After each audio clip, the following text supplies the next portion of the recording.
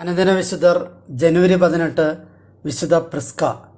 ആദ്യകാല റോമൻ സഭയിലെ ഒരു വിശുദ്ധയാണ് പ്രിസില്ല എന്നറിയപ്പെടുന്ന വിശുദ്ധ പ്രിസ്ക. ഒരു കുലീന കുടുംബത്തിലെ ക്രിസ്തീയരായ മാതാപിതാക്കളുടെ മകളായി ജനിച്ച വിശുദ്ധ പ്രിസ്ക റോമൻ ചക്രവർത്തിയായ ക്ലോഡിയസിൻ്റെ കാലത്താണ് ജീവിച്ചിരുന്നത്. മറ്റുള്ള റോമൻ ചക്രവർത്തിമാരുടെ അത്രയും മതപീഡനം ക്ലോഡിയസ് നടത്തിയില്ല എങ്കിലും ക്രിസ്ത്യാനികൾ തുറന്ന വിശ്വാസ പ്രകടനങ്ങൾക്ക് തയ്യാറായിരുന്നില്ല എന്നതാണ് സത്യം. വാസ്തവത്തിൽ വിശുദ്ധ പ്രിസ്കായുടെ മാതാപിതാക്കൾ വലിയൊരളവ് വരെ തങ്ങളുടെ വിശ്വാസം മറച്ചുവെക്കുന്നതിൽ വിജയിച്ചിരുന്നതിനാൽ അവർ ക്രിസ്ത്യാനികളാണെന്ന സംശയം ആർക്കും ഉണ്ടായിരുന്നില്ല.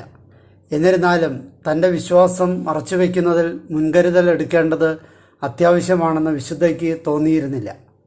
ചെറുപ്പത്തിൽ തന്നെ അവൾ യേശുവിലുള്ള തൻ്റെ വിശ്വാസത്തെപ്പറ്റി തുറന്നു പറഞ്ഞു. അധികം താമസിയാതെ ഇക്കാര്യം ചക്രവർത്തിയുടെ ചെവിയിലുമെത്തി. ചക്രവർത്തി അവളെ പിടികൂടുകയും വിജാതീയ ദൈവമായ അപ്പോളോയ്ക്ക് ബലിയർപ്പിക്കുവാൻ അവളോട് ആജ്ഞാപിക്കുകയും ചെയ്തു.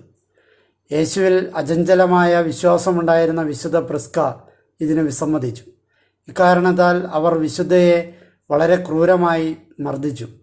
അപ്പോൾ പെട്ടെന്ന് തന്നെ അവൾക്ക് മുകളിലായി ഒരു തിളക്കമാർന്ന മഞ്ഞപ്രകാശം പ്രത്യക്ഷപ്പെടുകയും അവളൊരു ചെറിയ നക്ഷത്രമായി കാണപ്പെടുകയും ചെയ്തു.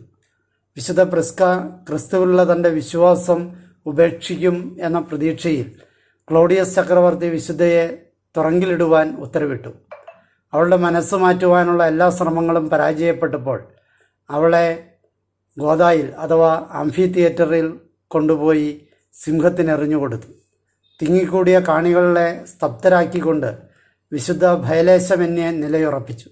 നഗ്നപാതയായി നിൽക്കുന്ന ആ പെൺകുട്ടിക്കരികിലേക്ക് സിംഹം ചെല്ലുകയും അവളുടെ പാദങ്ങൾ നക്കിത്തുടയ്ക്കുകയും ചെയ്തു.